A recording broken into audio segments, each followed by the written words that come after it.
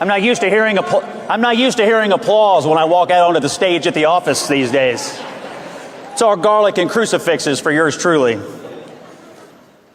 Or should I say, how do you do, fellow comrades? That's what they'll be saying in New York City soon enough, right? You know, I'm not sure why people are mad at me on these cable panels all the time. I'm just a designated driver at a party where everybody else is trying to crash the country into a ditch. I don't know whether I'm the Caitlin Clark of CNN or she's the Scott Jennings of the WNBA. Either way, we take a lot of abuse, but we score a lot of points along the way. I actually admire her, but I don't get it.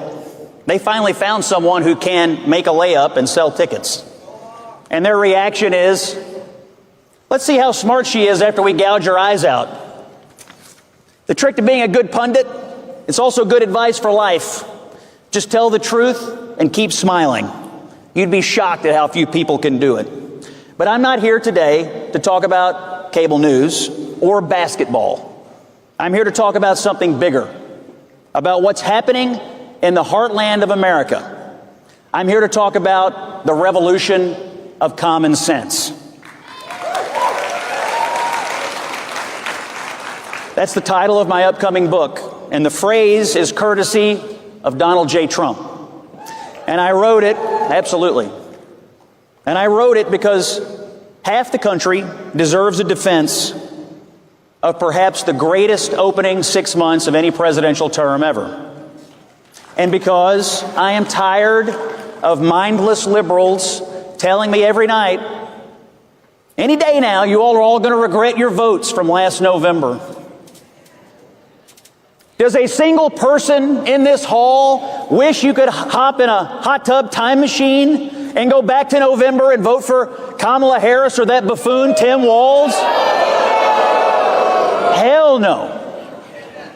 Ladies and gentlemen, this is what I voted for. This is what we voted for. I wrote this book because I'm tired of gender studies majors lecturing welders about economics. I'm tired of condescending garbage from a political party that cares more about dudes who want to be women than dudes who just want to be dudes. The truth of the matter is, in America, common sense is back. And it's not coming from the people who pump out the narratives and the BS. It's coming from places like this, from the grassroots, from middle America, from the bottom up, from people like our friend Charlie, and from every single person in this room. And who kicked this revolution into high gear? Who turned common sense into a battle cry? Who campaigned without flinching, and who governs without apology? The President of the United States, Donald J. Trump. Now, here's a reality check for my colleagues. The President's having the best 6 months of any president of the modern era. His policies reinforce and advance the conservative movement, and they've put America back on track. We encourage work instead of government dependence. We prioritize American citizens over illegal aliens. We secure the border instead of pretending that it doesn't exist. We unleash American energy instead of bottling it up. We keep taxes low on the people who actually pay them, the working men and women of this country, from the assembly lines to the barber shops, to the diners, to the garbage trucks, to the farmers in the fields. Hardworking Americans that just want to get up and go to work, provide for their families, make their lives a little bit better without being condescended to by the elites in Washington, D.C. They now have a champion in the White House. Oh, and by the way, he's delivering world peace along the way. The Middle East, Africa. For God's sakes, give this man the Nobel Peace Prize already. And he's doing it all in the face of a hysterical opposition that has not recovered from the trauma of last November. Let's see. The Clintons, the Obamas, feel free to boo along. The Bidens, the Harrises, the never-Trumpers, the leftist media, the narratives, the lies, the political information distribution complex. Gone, gone, gone, gone, gone. All thanks to our president, Donald Trump. But here's the best part. He's not alone. He's got a movement. It's young, it's smart, and it's hungry to win. Now, judging by the statements of some of my sparring partners lately, the left is panicked. Why? Because you aren't playing by their rules anymore. They want you to sit down and shut the F up. They want you to stay in your lane. Little did they realize that you would build your own road and go right through them.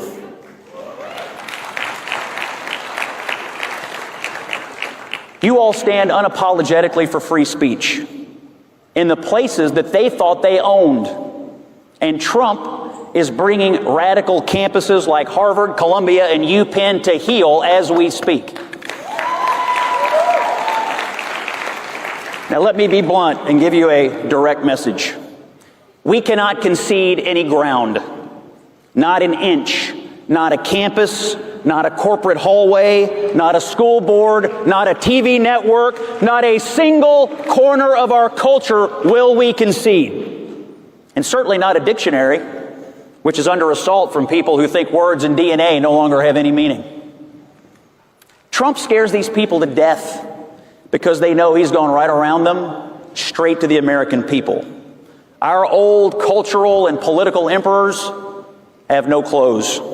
Now it's just a hateful, buck-naked mob, desperate to regain some relevance. But the thing I learned, and I have learned, is never ever give an inch to this mob. Everyone learns sooner or later. No appeasement is ever enough. But you know what scares them even more, I think, than Trump?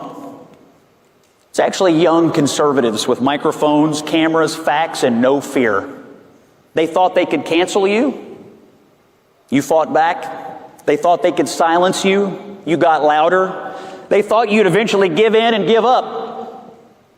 But it looks to me like you're just getting started. They thought when Trump was gone, their nightmare would be over. Nope. This is how we win. Not by hiding, but by marching right into the heart of their spaces and saying with a smile, we're here to tell the truth, and the truth shall set us all free. Let me say this clearly. Western civilization is not a crime. It is a miracle from God.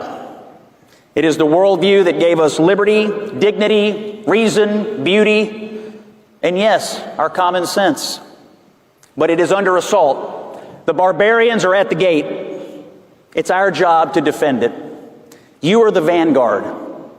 You are the next chapter in this American story, the heirs to the Minutemen and the patriots who gave us this country in the first place.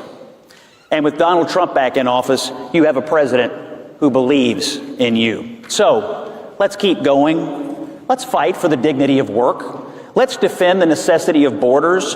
Let's stand up for women instead of deviling and devaluing them. Let's build a future that rewards truth and talent instead of identity politics. And let's remind every radical university president and professor, every smug pundit, every one of these free Palestine yahoos, every never-Trumper who threw in with the enemies of Western civilization, we're not going anywhere.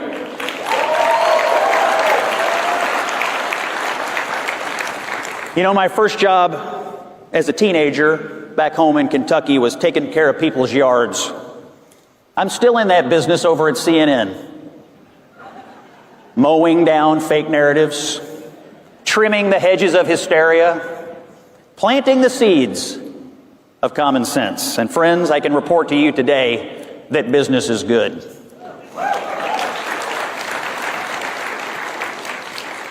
I want to thank Charlie for this invitation. I want to say God bless you. I want to say God bless this movement. I want to say God bless our president and God bless the United States of America. Thank you all very much.